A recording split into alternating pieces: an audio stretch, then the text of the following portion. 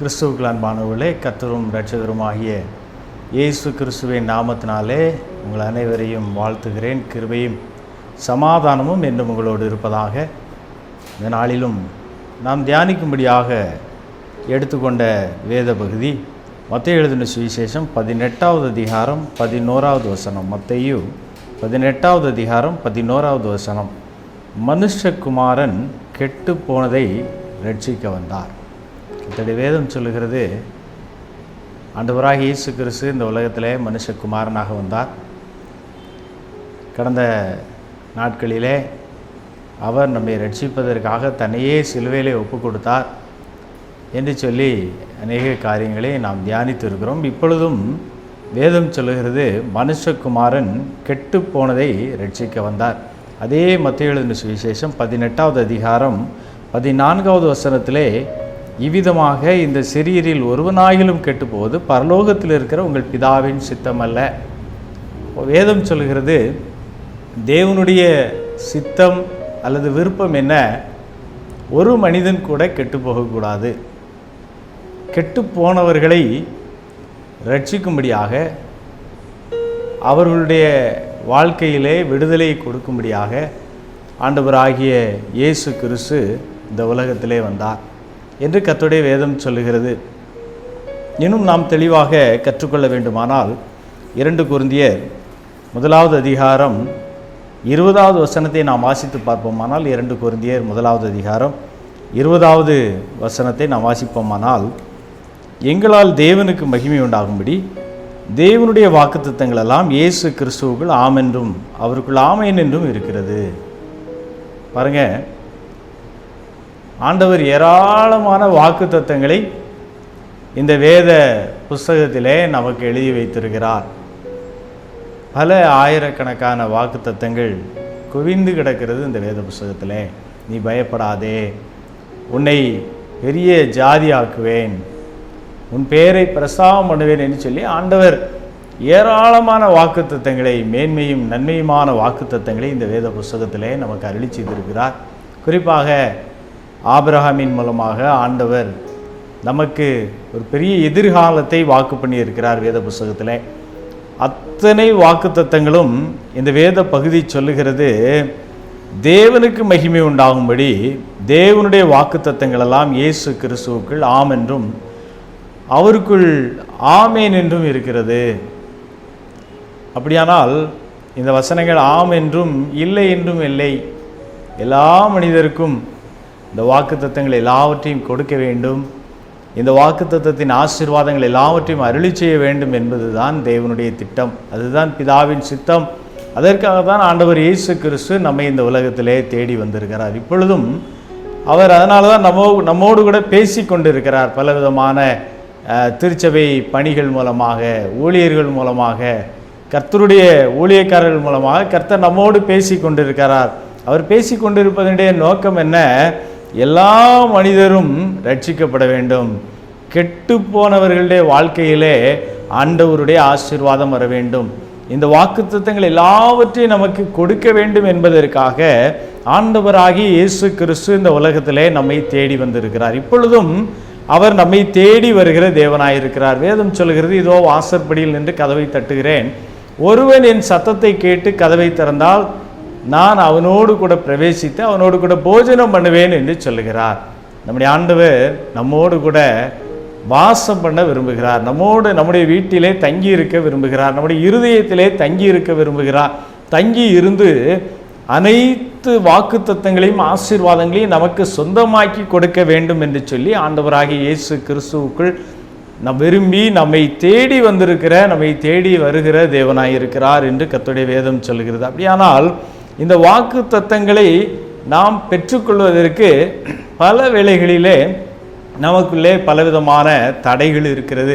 இந்த நாட்களிலே அவைகளெல்லாம் நாம் கர்த்தருடைய ஜனங்களுக்குள்ளே நாம் பார்க்கிறோம். இன்றைக்கு ஆண்டவராகிய இயேசு கிறிஸ்துவை ஏற்றுக்கொண்ட பிறகும் கூட சில காரியங்கள் நம்முடைய வாழ்க்கையிலே நம்ம ஆண்டவருடைய வார்த்தைக்கு கீழ்ப்படிந்து நடக்கிறவர்களாக இருப்போம், கற்பனைகளுக்கெல்லாம் கீழ்ப்படிந்து நடக்கிறவர்களாக இருப்போம், பொய் சொல்ல மாட்டோம், உண்மையாக வாழ்வோம். இப்படி நம்முடைய வாழ்க்கையில் எல்லாவற்றையும் ஆண்டவருடைய வார்த்தையை கீழ்ப்படிந்து செய்கிற ஒரு அனுபவத்தோடு இருப்போம். ஆனால் நம்முடைய இருதயத்துக்குள்ளே ஒரு வேறு விதமான ஆசை இருக்கும், ஒரு வேறு விதமான ஆசை, ஒரு சுய நீதி, இவைகளெல்லாம் இருக்கும். இங்கே அதை தான் ஆண்டவராகிய இயேசு கிறிஸ்து இங்கே லூக்கா எழுதின சுவிசேஷத்திலும் மத்தேயு எழுதின சுவிசேஷத்திலும் 3 உவமைகள் மூலமாக சொல்கிறார். 3 உவமைகளை சொல்லுகிறார். ஒன்று, தேவாலயத்துக்கு ஜெபிக்க போன 2 மனிதர்களுடைய ஒரு உவமை. இரண்டாவதாக, தேவனுடைய ஆலயமாகிய தோட்டத்திற்கு வேலை செய்யும்படியாய் போன மனிதர்களுடைய ஒரு உவமை. மூன்றாவதாக, ஒரு தகப்பனுக்கு பிறந்த 2 மகன்களுடைய உவமை. இந்த 3 உவமைகளை சொல்லி ஆண்டவராகிய இயேசு கிறிஸ்து நம்முடைய வாழ்க்கையில் இருக்கிற தேவனுடைய ஆசீர்வாதங்களை பெற்றுக்கொள்வதற்கு தடையாக இருக்கிற, தேவனுடைய ராஜ்யத்துக்குள்ளே கர்த்தருடைய மகிமையான நன்மைகளை பெற்றுக்கொள்வதற்கு தடையாக இருக்கிற சில காரியங்களே ஆண்டவர் நமக்கு கற்றுக் கொடுக்கிறார். இந்த 3 உவமையினுடைய மையப்பொருள் என்ன என்று சொல்லி நான் சொல்வேன். ஆனால் இந்த 3 உவமையினுடைய மையப்பொருள் என்ன? ஒன்று, மற்றவர்களை அற்பமாக எண்ணுகிறது. இன்னொன்று, ஒரு வன்கண்ணோடு மற்றவர்களோடு பழகுவது. மூன்றாவது, சுய நீதியை பற்றி பேசிக்கொண்டிருப்பது.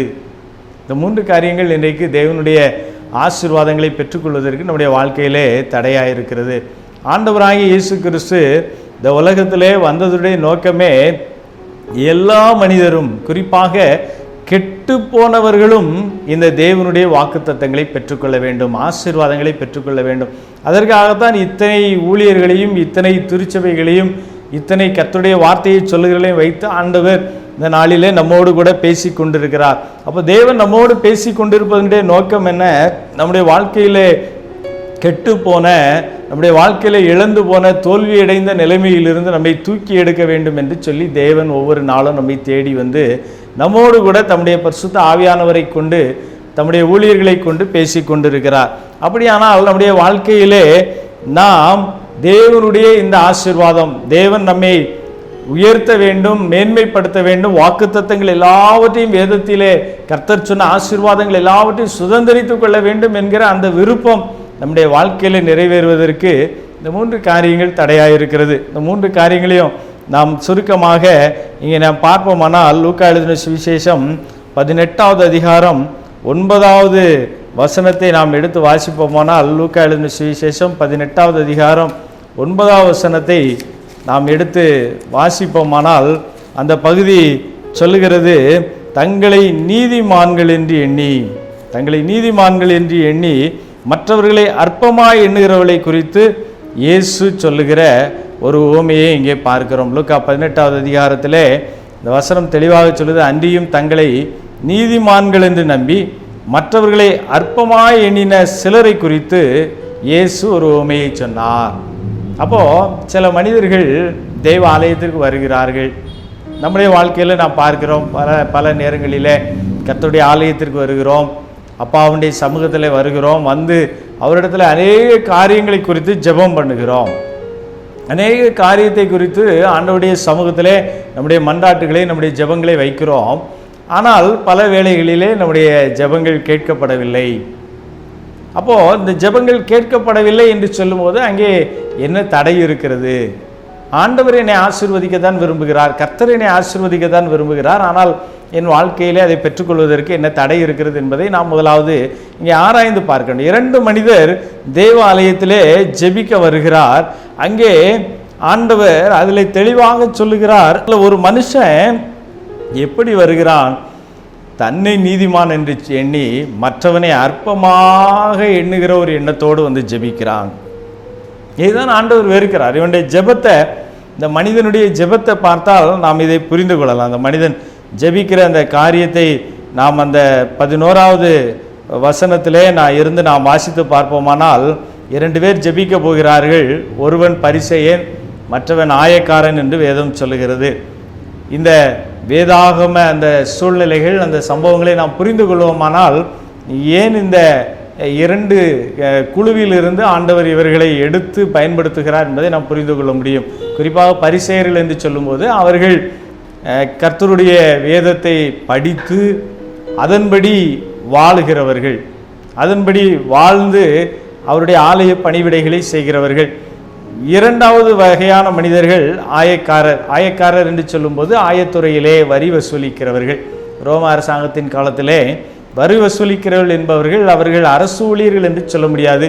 அவர்கள் அங்கே பலவிதமான முரட்டாட்டமான மனிதர்களாய் அந்த பகுதியிலே இருக்கிறவர்களை தேர்ந்தெடுத்து அந்த ரோம அரசாங்கம், நீங்கள் இவ்வளவு வரிகளை எங்களுக்கு செலுத்தி விடுங்கள், நீங்கள் எவ்வளவு வேண்டுமானாலும் வரி வசூலித்துக் கொள்ளுங்கள் என்று ஒரு ஒப்பந்தத்தோடு நியமிக்கிறவர்கள் தான் ஆயக்காரர்கள். அப்படியானால் அவர்கள் தங்களுக்கு நியமிக்கப்பட்டதை விட அதிகமான வரிகளை வாங்குகிறவர்கள். அப்படிப்பட்ட குணாதிசயம் உள்ளவர்கள். அதனால் இந்த இரண்டு பிரிவிலிருந்து ஆண்டவர் மனிதர்களை எடுத்து இங்கே யாரை நீதிமானாக ஆண்டவராகிய இயேசு கிறிஸ்து காண்பிக்கிறார். அதுதான் ரொம்ப முக்கியமான ஒரு காரியம். இந்த பகுதியில் பார்த்தீங்கன்னா பரிசேயன் ஒரு பெரிய ஒரு நீண்ட ஜெபத்தை செய்கிறான். அவர் செய்கிற ஜெபத்தை பாருங்கள், 11ஆம் வசனம் சொல்லுகிறது, தேவனே, நான் பரிகாரர், அநியாயக்காரர், விபச்சாரக்காரர் ஆகிய மற்ற மனுஷரை போலவும் இந்த ஆயக்காரனை போலவும் இராததினால் உம்மை ஸ்தோத்திரிக்கிறேன். ஆண்டவருக்கு நன்றி சொல்லுகிறான். என்ன நன்றி சொல்லுகிறான்? ஆண்டவரே, நான் பரிகாசம் பண்ணி கேலி கிண்டல் பேசுகிற மனிதனாய் இருக்காததற்காக நான் உமக்கு நன்றி சொல்லுகிறேன். நான் விபச்சாரம் செய்கிற மனிதனாக இல்லாதபடியினாலே உமக்கு நன்றி சொல்லுகிறேன். இந்த ஆயக்காரனை போல அநியாயமாக மற்றவனிடத்திலே நான் எந்த பொருளையும் வாங்கவில்லை, அதற்காக உமக்கு நன்றி சொல்லுகிறேன் என்று மற்றவர்களை ஒப்பிட்டு பார்த்து, இதுதான் இன்றைக்கு அநேக கர்த்தருடைய ஜனங்கள் செய்கிற தவறு. அதுதான், ஆலயத்திற்கு போகும்போது நாம் யாரை ஒப்பிட்டு பார்க்கிறோம்? அந்த மனிதனை விட நான் நல்லவன் தான், அந்த இங்கே ஜெபிக்கிற இவங்களை விடலாம் நான் நல்லவன் தான், கர்த்தர் என்னையை அவங்கள விட அதிகமாக ஆசீர்வதிக்கணும் என்று சொல்லி நாம் எதிர்பார்ப்போடு கர்த்தருடைய சமூகத்திலே ஜெபிக்கிறோம். பல வேளைகளில் நம்முடைய இருதயத்தின் எண்ணங்கள் இப்படி தான் இருக்கிறது. நம்முடைய ஆண்டவர் நம்முடைய இருதயத்தின் எண்ணங்களை பார்க்கிறவர். நம்முடைய இருதயத்தின் எண்ணங்கள் எப்படி இருக்குது?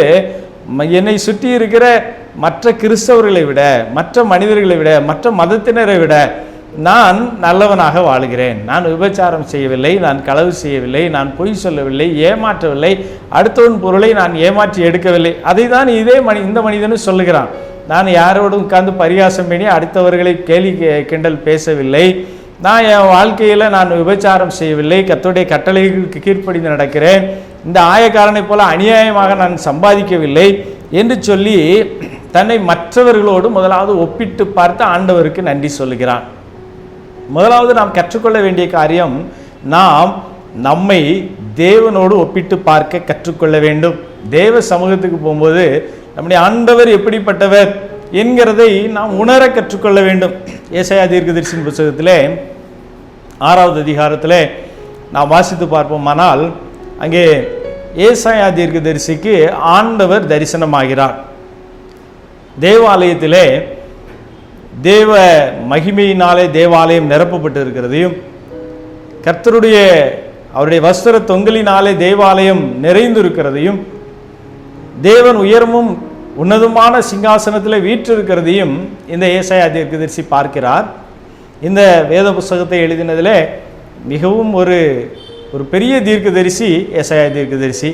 ஏராளமான தீர்க்க தரிசனங்களை சொன்னவர், ஆண்டவரோடு பேசுகிற ஒரு அனுபவம் உள்ளவர், பல தரிசனங்களிலே தேவாதி தேவனை தன்னுடைய கண்களினாலே கண்டவர். இப்படிப்பட்ட அந்த ஏசாயா தீர்க்கதரிசி ஆண்டவருடைய மகிமையின் பிரசன்னத்தை பார்த்த மாத்திரத்திலே சொல்லுகிறார், ஐயோ நான் அதமானேன், நான் அசுத்த உதடுகள் உள்ள மனுஷர் நடுவிலே வாசம் பண்ணுகிறேன், நான் அசுத்தமான மனிதர்கள் நடுவிலே வாசம் பண்ணுகிறேன். ஆனபடியினாலே என்னுடைய வாழ்க்கையிலே இப்படிப்பட்ட ஒரு அசுத்தமான சூழ்நிலையிலே வாழுகிற ஒரு சாதாரண மனிதன் நான், மகா பரிசுத்தம் உள்ள தேவனை நான் பார்க்கிறேனே, அவருடைய மகிமையின் பிரசன்னம் நிறைந்திருக்கிற இந்த ஆலயத்திலே நான் வந்திருக்கிறேனே என்று சொல்லி தன்னை உணர்ந்து தன் குறைவுகளை அறிக்கையிடுகிறார். இப்போ என்ன செய்கிறார்? தேவனாகிய கர்த்தர் அங்கே பலிபீடத்திலிருந்து நெருப்பை எடுத்து அவரை சுத்தமாக்கும்படியாக கட்டளையிடுகிறதை பார்க்கிறோம். அங்கே கேருபீன்களில் ஒருவர் அங்கே பலிபீடத்திலிருந்து நெருப்பை எடுத்து அவரை சுத்திகரிக்கிறதை பார்க்கிறோம். விதமாக இந்த நாளிலே தேவனுடைய பரிசுத்த ஆவியானவராலே நம்மை சுத்திகரிக்கும்படியாக ஆண்டவர் நமக்கு பரிசுத்த ஆவியானவரை அருளி செய்திருக்கிறார். அதே சமயத்திலே நாம் ஒவ்வொரு நாளும் தேவ சமூகத்திலே போகும்போது நாம் உணர வேண்டும், என் ஆண்டவர் எவ்வளவு பரிசுத்தம் உள்ளவர், நான் எவ்வளவு பரிசுத்தமுள்ள தேவனுடைய சமூகத்தில் வந்திருக்கிறேன், எவ்வளவு மகா மேன்மையும் பயங்கரமான தேவ சமூகத்தில் வந்திருக்கிறேன் என்று நாம் முதலாவது உணர வேண்டும். பல வேளைகளிலே நாம் அதை உணராதவர்களாக ஆலயத்துக்கு போகும்போது அந்த ஊழியரை விட நான் நல்லவன் தான், அந்த மனிதனை விட நான் நல்லவன் தான், அவனை விட நான் நன்றாக உண்மையாக வாழுகிறேன், ஆண்டவருக்காக ஆண்டவருடைய கற்பனைகளெல்லாம் கை கொண்டு நான் நடந்து கொண்டு இருக்கிறேன் என்று சொல்லி நாம் நினைக்கிறபடியினாலே கர்த்தருடைய ஆசீர்வாதத்தை பெற்றுக்கொள்ள முடியவில்லை. ரெண்டாவது, அந்த மனிதன் செய்கிற காரியத்தை போறங்க 12வது வசனத்திலே, லூக்கா 18:12 வசனத்திலே நாம் பார்ப்போமானால், வாரத்தில் 2 தரம் உபவாசிக்கிறேன், சம்பாத்தியத்தெல்லாம் தசமபாகம் செலுத்துகிறேன் என்று தனக்குள்ளே ஜெபம் பண்ணினார். அவர் சொல்றது பாருங்க, நான் வாரத்தில் 2 தடவை நான் உபவாசம் இருந்து ஜெபிக்கிறேன், என்னுடைய வருமானத்தில் எல்லாம் நான் தசமபாகம் கொடுக்கிறேன் என்று சொல்லி இந்த தன்னுடைய மேன்மையான காரியங்களை எல்லாம் சொல்லி, ஆண்டவரே நான் உங்களுக்கு தசமபாகம் கொடுக்குறேன், காணிக்கை கொடுக்குறேன், உங்களுடைய ஊழியர்களுக்கு காணிக்கை கொடுக்குறேன், உங்களுடைய ஆலயத்திற்கு காணிக்கை கொடுக்குறேன், நான் உபவாசம் இருந்து ஜெபிக்கிறேன், இப்படி தன்னுடைய மேன்மையான காரியங்களை நம்பி தன்னுடைய சுய நீதியை நம்பி இந்த மனிதன் ஜெபித்து கொண்டு இருக்கிறான். இப்போ இன்னொரு காரியத்தை நாம் இதில் பார்க்க வேண்டும். ஆண்டவராக இயேசு கிறிஸ்து சொல்லுகிற இன்னொரு காரியத்தை இந்த உவமையில நாம் தெளிவாக பார்க்கணும். என்னன்னா, இந்த பரிசேயன் என்பவன் ஆண்டவருடைய ஆலயத்திற்குள்ளே சென்று ஜெபிக்கிறதுக்கு தகுதி உள்ளவன். அவன் எங்கே போய் ஜெபிக்கிறான்? தேவனுடைய ஆலயத்திலே அந்த பரிசுத்த ஸ்தலத்திலே போய் நின்று ஜெபித்து கொண்டிருக்கிறான். இந்த ஆயக்காரன் என்பவன் ஜனங்களினாலே வெறுக்கப்பட்டவன். தேவாலயத்திலே ஆலயத்துக்குள்ளே கூட போகாம வெளியே நின்று ஜெபிக்கிறான். இந்த 2 பேர் ஜெபிக்கிற இடத்தையும் நாம் பார்க்க வேண்டும். இங்கே தன்னுடைய வாழ்க்கையிலே கர்த்தருடைய வேத வசனங்களுக்கெல்லாம் கீழ்ப்படிந்து நடக்கிற ஒரு மனிதனாக தன்னை காட்டுகிறவன் பரிசேயன். ரெண்டாவது, தன்னுடைய வாழ்க்கையிலே கர்த்தருடைய வார்த்தையின்படியே தன்னை உபவாசித்து ஜெபித்து ஆண்டவருக்கு தசமபாக காணிக்கைகளை அவருடைய ஆலயத்திற்கும் ஊழியர்களுக்கும் கொடுத்து கர்த்தருடைய ஜனங்களுக்கு கொடுத்து இவ்விதமாக கர்த்தருடைய வேத வசனங்களின்படி வாழுகிற ஒரு மனிதன் தேவ ஆலயத்திலே போய் முன்னாலே நின்று, அங்கே மகா பரிசுத்த ஸ்தலத்துக்கு முன்பாக இருக்கிற அந்த பரிசுத்த ஸ்தலத்திலே நின்று, ஆலயத்திலே நின்று, கர்த்தருடைய சமூகத்திலே நின்று ஜெபிக்கிற ஒரு மனிதன். இன்றைக்கு உள்ள ஆலய அமைப்பை நாம் எடுத்துக்கொள்வோமானால், ஆலயத்தினுடைய முன்பகுதியிலே போய் நின்று ஜெபிக்கிற, முன் வரிசையிலே உட்கார்ந்து ஜெபிக்கிற ஒரு மனிதன் தான் இந்த பரிசேயன். ஆனால் இந்த ஆயக்காரனை குறித்து பார்க்கும்போது அவனோ ஆலயத்திற்குள்ளே வரவில்லை, ஆலயத்துக்கு வெளியே நிற்கிறான். நின்று தன் கண்களை கூட வானத்தை ஏறெடுத்து பார்த்து ஜெபிக்கவில்லை. தரையை நோக்கி குனிந்து நின்று தன் கைகளினாலே தன் மார்பை அடித்து கொண்டு ஆண்டவரை நோக்கி சொல்கிறேன், ஆண்டவரே நான் பாவி, நான் குறைவுள்ளவன், நீர் பரிசுத்தம் உள்ளவர், என்மேல் கிருபையாயிரும், எனக்கு இறங்கும், எனக்கு நன்மை செய்யும் என்று சொல்லி கெஞ்சி கூப்பிடுகிறான். இப்போ நாம் இன்னொரு காரியத்தை இந்த சம்பவத்தில் பார்க்க வேண்டும். பொதுவாக நம்முடைய நம்பிக்கை என்ன? வேத வசனத்தின் அடிப்படையிலே இங்கே தேவாலயம் 3 பகுதியாக இருக்கிறது. ஒன்று மகா பரிசுத்த ஸ்தலம், 2வது பரிசுத்த ஸ்தலம், 3வது பிரகாரம். எல்லா ஜனங்களும் பிரகாரத்திலே நின்று ஜெபம் செய்வார்கள். இங்கே தேவனுடைய ஊழியத்தை செய்கிற ஆசாரியர்கள், பரிசேயர்கள், அவர்கள் பரிசுத்த ஸ்தலத்துக்குள்ளே போவார்கள். வருஷத்துக்கு ஒரு முறை பிரதான ஆசாரியன் தன்னை சுத்திகரித்து கொண்டு மகா பரிசுத்த ஸ்தலத்துக்குள்ளே பலியின் இரத்தத்தோடு போவான். இதுதான் ஆண்டவராய் இயேசு கிறிஸ்து வாழ்ந்த காலத்திலே இருந்த தேவாலயம். இந்த தேவாலயத்திலே இந்த பரிசுத்த ஸ்தலத்துக்குள்ளே போய் இருந்து ஜெபிக்கிறான். இந்த மகா பரிசுத்த ஸ்தலத்திலே உடன்படிக்கை பெட்டி என்று ஒன்று இருக்கிறது. அந்த உடன்படிக்கை பெட்டியிலே கிருபாசனம் என்று ஒன்று இருக்கிறது. கேருபீன்களின் நடுவிலே, அதேதான் தாவீது சொல்றார், ஆண்டவரே கேருபீன்களின் நடுவிலே வாசம் பண்ணுகிறவர் என்று சொல்லி பார்க்கிறோம். கிருபாசனம் என்று சொன்னால் அது தேவன் வீற்றிருக்கிற இடம் என்று அர்த்தம். அந்த உடன்படிக்கை பெட்டியின் மேல் தேவன் உட்கார்ந்து இருக்கிற ஒரு இடம் இருக்கிறது, அதுதான் கிருபாசனம். அப்போ பழைய ஆண்டவராய் இயேசு கிறிஸ்துவுடைய காலத்தில் இருந்த அந்த தேவாலயத்தினுடைய அந்த மகாபரிசுத்த ஸ்தலத்தில் இருக்கிற கிருபாசனத்திலே தேவன் வீற்றிருக்கிறதாகவும், அதற்கு அடுத்த பரிசுத்த ஸ்தலத்திலே கர்த்தருடைய ஊழியர்கள் போய் அவர்களுடைய ஆண்டவருக்கு ஆராதனை செய்கிறதையும், அதற்கு வெளியே இருக்கிற பிரகாரத்திலே ஜனங்கள் கர்த்தரை ஆராதிக்கிறதையும் நாம் பார்க்க முடியும். அதே சமயத்திலே அதற்கு வெளியே, பிரகாரத்திற்கு வெளியே புறஜாதிகள் என்று சொல்லி ஒதுக்கப்பட்ட ஒரு கூட்ட ஜனங்கள் நின்று கொண்டிருக்கலாம். அந்த இடத்துல தான் இந்த ஆயக்காரன் போய் நின்று கொண்டிருக்கிறார். தேவாலயத்தினுடைய இந்த 3 பகுதியிலும் இல்லாத வெளியே, பிரகாரத்திற்கும் வெளியே போய் இந்த மனிதன் ஆயக்காரன் நின்று ஜெபம் பண்ணுகிறார். இப்போ பாருங்க, ஆண்டவராகிய இயேசு கிறிஸ்து இங்கே சொல்லுகிறத பாருங்க, 14வது வசனத்தை பாருங்க. அவன் அல்ல, இவனே நீதிமானாக்கப்பட்டவனாய் தன் வீட்டிற்கு திரும்பி போனான் என்று உங்களுக்கு சொல்லுகிறேன். இப்போ அவர் சொல்ற அந்த வார்த்தையை பாருங்க, அவன் இல்லை, இவன் தான் நீதிமானாக்கப்பட்டவனாக போகிறான். இப்போ தேவனாகிய கர்த்தர் எங்க நின்று இவருடைய ஜெபத்தை கேட்டார் என்பது ரொம்ப முக்கியமான ஒரு காரியம். நல்லா ஆராய்ந்து பார்த்தீங்கன்னா, யாரை அவன்னு சொல்லுவோம், யாரை இவன்னு சொல்லுவோம்னா, பக்கத்தில் இருக்கிறவனை இவன் அல்லது இந்த மனுஷன் என்று சொல்லுவோம், தூரத்தில் இருக்கிறவன அந்த மனிதன் அவன் என்று சொல்லுவோம். அப்போ இங்கே ஆண்டவர் சொல்றாரு, அந்த தூரத்தில் நிற்கிறான்ல அவன் கிடையாது, இவனே நீதிமானாக்கப்பட்டவனாய் சென்றான்னு சொல்றாரு. யாரை பார்த்து சொல்றாருன்னா, இந்த ஆயக்காரனை பார்த்தா சொல்றாரு. அப்படின்னா என்ன அர்த்தம்?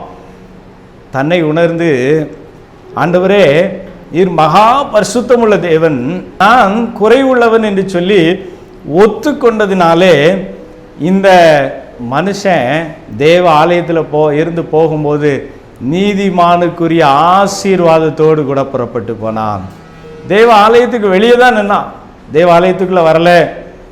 அவன் உபவாசம் இருந்தேன்னு சொல்லலை, தசமபாகம் கொடுத்தேன்னு சொல்லலை, நியாயமா சம்பாதிக்கலைன்னு சொல்லலை. ஆண்டவரே நான் பாவி, நான் குறைவுள்ளவன், என் மேலே இரக்கமா இருங்க, எனக்கு தயவு பாராட்டுங்க, உங்கள் அளவுக்கு நான் பரிசுத்தம் உள்ள மனுஷன் இல்லை ஆண்டவரே என்று சொல்லி தேவனுடைய பரிசுத்தத்தை உணர்கிறான், தேவனுடைய கிருபையை உணர்கிறான். அவருடைய கிருபையை நம்பி அவருடைய சமூகத்தில் வந்து நிற்கிறான். எங்கே நிற்கிறான்னா, தேவாலயத்துக்கு வெளியே நிற்கிறான். இப்போ பாருங்க, தேவன் எங்கே நின்னாரு அப்படிங்கிறதா ரொம்ப முக்கியமான விஷயம். 2 பேர் ஜெபிக்கிறார்கள். மகாபரிசுத்த ஸ்தலத்தில் கிருபாசனத்திலே வீற்றிருந்து ஜெபத்தை கேட்க வேண்டிய ஆண்டவர் அங்கே இருந்து வந்து இந்த ஆயக்காரன் தேவாலயத்துக்கு வெளியே நின்றாலும் அந்த இடத்துல வந்து நின்று கேட்குறாரு. நல்லா யோசிச்சு பாருங்க. நாம் நினைக்கிறோம் கர்த்தர் இந்த ஆலயத்தில் இருக்கிறாரு அப்படின்னு சொல்லி, பல நேரங்களிலே நாம் நம்முடைய சுய நீதியையும் நம்முடைய திறமைகளையும் நம்முடைய தாளந்துகளையும் நம்பி கர்த்தருடைய ஆலயத்திலே பேசி கொண்டு இருக்கிறோம். ஆனால் இந்த மனிதன் என்ன செய்கிறான் பாருங்க, அதே தான் அந்த பரிசேயன் செய்கிறான். நான் இதெல்லாம் செய்தேன், அவனை மாதிரி இல்லை, இவனை மாதிரி இல்லை, இந்த ஆலயத்திலே வந்து பணிந்து கொள்ளுகிற இந்த மனுஷனை போலலாம் இல்லை, நான் நீதிமான் என்று சொல்லுகிறான். ஆனால் ஆண்டவர் இந்த 2 ஜெபத்தையும் கேட்கிறதற்கு யார் கூட நின்று கேட்டார்னா, ஆலயத்திற்கு வெளியே நின்று ஜெபிக்கிற இந்த ஆயக்காரனுடைய ஜெபத்தை கேட்டார். இந்த ஆயக்காரன் ஆலயத்துக்கு வெளியே நின்று தன்னுடைய மார்பிலை அடித்து கொண்டு தரையை நோக்கி குனிஞ்சு நின்று, ஆண்டவரே நான் பாவி ஆண்டவரே, நீங்கள் பரிசுத்தமுள்ள ஆண்டவர், என்னை நீதிமானாக்குங்க, உங்கள் கிருபையை தாங்க, இரக்கத்தை தாங்கன்னு சொல்லி அவரை நோக்கி பார்த்தான் இல்லையா, அந்த மனிதனுக்கு ஆண்டவர் அற்புதம் செய்தார். அந்த மனிதனை நீதிமானாக்கினார். நீதிமான்களுக்குரிய ஆசீர்வாதங்கள் வாக்குத்தத்தங்கள் அத்தனையும் பெற்றுக்கொண்டவனாக அந்த மனிதன் அங்கே இருந்து திரும்பி போகிறான். ஆனால் இந்த பரிசேயன் நீதிமானாக போகவில்லை. பரிசேயனை ஆண்டவர் நீதிமானாக மாற்றவில்லை. அவனுடைய வாழ்க்கையிலே அதே எந்த நிலையிலே வந்தானோ அதே நிலையிலே தேவாலயத்திலிருந்து புறப்படுகிறான். ஒருவேளை இதை கேட்டுக்கொண்டு இருக்கிற தேவனுடைய பிள்ளைகளே, இன்றைக்கு நாம் ஆலயத்திற்கு எப்படி போய் ஜெபிக்கிறோம், எப்படிப்பட்ட சிந்தனைகளோடு ஜெபிக்கிறோம், இது ரொம்ப முக்கியமான காரியம். ஒருவேளை ஆலயத்தில் இருக்கிற மற்றவர்களையும் ஊழியர்களையும் ஒப்பிட்டு பார்த்து, அவர்களை விட நான் நல்லவனாக தான் இருக்கிறேன், அவர்களை விட நான் அதிக நேரம் ஜெபிக்கிறேன், அவர்களை விட நான் நல்ல காரியம் செய்கிறேன், அவர்களை விட அதிகமாக நான் வேத வசனத்துக்கு கீழ்ப்படிஞ்சு நடக்கிறேன், அவர்களை விட நான் அதிகமாக காணிக்க கொடுக்குறேன், அதனால் கர்த்தர் என்னுடைய ஜெபத்தை கேட்பார் என்று சொல்லி நாம் நம்பிக்கொண்டு இருப்போமானால் நம்மை விட ஒரு பரிதாபமான மனிதன் இந்த உலகத்தில் இருக்க முடியாது. வேதம் தெளிவாக சொல்லுகிறது, ஆண்டவர் கெட்டு போனதை ரட்சிக்க தான் வந்தார், இழந்து போனதை தேடி தான் வந்தார். இழந்து போன ஆடுகளை, பாவத்திலே வாழ்ந்து கெட்டு அழிந்து கிடக்கிற மனிதர்களை தூக்கி எடுக்கும்படியாக ஆண்டவராக இயேசு கிறிஸ்து இந்த உலகத்தில் வந்தார். நாமும் அவருடைய சமூகத்தில் வரும்போது, ஆண்டவரே என்மேல் கிருபையாக இறங்குங்க, ஆண்டவரே உங்கள் கிருபையினால் நிரப்புங்க, உங்கள் நன்மையினால் நிரப்புங்க, உங்கள் ஆசீர்வாதத்தினால என்னை நிரப்புங்க. வேதம் சொல்லுகிறது, வாக்குத்தத்தங்கள் எல்லாம் கிறிஸ்து இயேசுவுக்குள் ஆம் என்றும் ஆமேன் என்றும் இருக்கிறது என்று சொல்லியிருக்கிறதே. ஆண்டவரே, இந்த ஆம் என்றும் ஆமேன் என்றும் இருக்கிற அந்த மேலான ஆசீர்வாதத்தை சுதந்திரித்துக் கொள்ளும்படியாக என்மேல் கிருபையாயிரும் அப்பா, என்மேல் இரக்கமாயிரும் என்று சொல்லி அவருடைய சமூகத்தை நோக்கி பார்ப்போம். ஆனால் உண்மையிலேயே நம்முடைய ஆண்டவர் எவ்வளோ பெரிய பரிசுத்தம் உள்ளவர் என்பதை நாம் உணர்வோம். ஆனால் அவருடைய சமூகத்துக்கு வரும்போது நம்மை அறியாமல் நம்முடைய வார்த்தையிலே வரும், ஆண்டவரே நான் குறைவுள்ளவன், ஆண்டவரே நான் பரிசுத்தம் இல்லாத ஒரு மனிதன், பாவம் நிறைந்த உலகத்திலே வாசம் பண்ணுகிறவன், பொய் சொல்லுகிற மனிதர்களோடு வாசம் பண்ணுகிறவன், வாயின் வார்த்தைகளிலே சுத்தமில்லாத மனிதர்களோடு வாழுகிறவன். நீர் மகா பரிசுத்தம் உள்ளவர், நீர் வாக்கு மாறாதவர், என் வாழ்க்கையில் கிருபை பாராட்டுங்க, இரக்கம் பாராட்டுங்க என்று சொல்லி நாம் அவரை நோக்கி பார்ப்போமானால் நாம் எங்கே இருந்து கூப்பிட்டாலும், ஒருவேளை இந்த ஆயக்காரனை போல தேவாலயத்துக்கு வெளியே இருந்து கூப்பிட்டாலும் கர்த்தர் நம்முடைய ஜெபத்தை கேட்பார், நம்மை நீதிமானாக மாற்றுவார். நாம் எங்கேருந்து கூப்பிடுகிறோம் என்பது விஷயமல்ல. நாம் கூப்பிடும்போது தேவனுடைய மகிமையின் பரிசுத்தத்தை உணர்ந்தவர்களாய், ஆண்டவரே நான் உம்மை போல பரிசுத்தவானாய் மாற வேண்டுமே, உம்மை போல பரிசுத்தமானாய் மாறுவதற்கு எனக்கு உதவி செய்யுங்க, என்னுடைய வாழ்க்கையிலே நான் குறைவுள்ளவன் என்று சொல்லி நான் ஒத்துக்கொள்வோமானால், ஏசாயா தீர்க்கதரிசியை போல நான் அசுத்த உதடுகளில் மனுஷர் மத்தியிலே வாசம் பண்ணுகிறேன் என்று ஒத்துக்கொள்வோமானால் கர்த்தர் நம்மை நீதிமானாக மாற்றும்படியாய் காத்திருக்கிறார். நீதிமான்களுக்குரிய வாக்குத்தத்தங்களையும் ஆசீர்வாதங்களையும் நம்முடைய வாழ்க்கையிலே அருளி செய்வதற்கு அவர் போதுமானவராக இருக்கிறார். இந்த நாளிலே கர்த்தருடைய சமூகத்தில் நம்மை தாழ்த்தி ஒப்புக் கொடுப்போம். ஆண்டவரே, இதுவரை என்னுடைய வாழ்க்கையில் எப்படி வாழ்ந்திருந்தாலும் இன்று முதல் நம்முடைய ஆலயத்திற்கு போகும்போது, நம்முடைய சமூகத்துக்கு வரும்போது தேவருடைய மகிமையின் பரிசுத்தத்தை உணர்ந்தவனாய் நான் ஜெபிக்க எனக்கு உதவி செய்யும் என்று சொல்லி அவரை நோக்கி பார்ப்போம். ஜெபம் செய்வோம். கிருபை நிறைந்த கர்த்தாவே, இந்த ஜெப வேளையிலும் கர்த்தாவே நீர் எங்களோடு பேசி இருக்கிறீர். பல வேளைகளிலே நாங்கள் எங்களுடைய சுய நீதியை குறித்து நாங்கள் பேசுகிறோம். ஆண்டவரே, நான் உபவாசம் இருக்கிறேன், நான் அதை செய்கிறேன், இத்தனை மணி நேரம் ஜெபிக்கிறேன், இத்தனை காரியத்தை எல்லாம் செய்திருக்கிறேன், இதனுடைய வாசனங்களுக்கெல்லாம் கீழ்ப்படிஞ்சு நடந்துக்கிட்டு இருக்கேன் ஆண்டவரே என்று சொல்லி நாங்கள் ஜெபிக்கிறோம். ஆனால் அதை கர்த்தர் விரும்பவில்லை. அது எல்லாவற்றுக்கும் மேலாக இருதயத்திலே நாங்கள் உணர்ந்து, ஆண்டவரே நீர் பரிசுத்தம் உள்ளவர், பரிசுத்த தேவ சமூகத்தில் வந்திருக்கிறேன், உமக்கு முன்பாக நிற்க நான் தகுதியற்றவன் என்று நான் எப்பொழுது உணர்கிறேனோ அப்பொழுதே என்னை நீதிமானாக மாற்றி நீதிமானுக்குரிய ஆசீர்வாதத்தை பரிசுத்த ஆவியினாலே எங்களுக்கு அருளி செய்கிற தேவனாக இருக்கிறீர். இந்த ஜெப வேளையிலும் இந்த நேரத்தில் ஜெபித்து கொண்டு இருக்கிற ஒவ்வொரு பிள்ளைகளுடைய வாழ்க்கையிலும் அவ்விதமான உன்னதத்தின் ஆசீர்வாதத்தை கொடுக்க கர்த்தர் விருப்பமுள்ளவராக இருக்கிறேன்.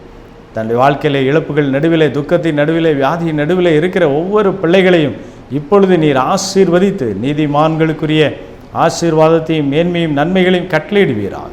இயேசு கிறிஸ்துவின் நாமத்தினாலே ஜெபிக்கிறோம் எங்கள் நல்ல பிதாவே, ஆமேன்.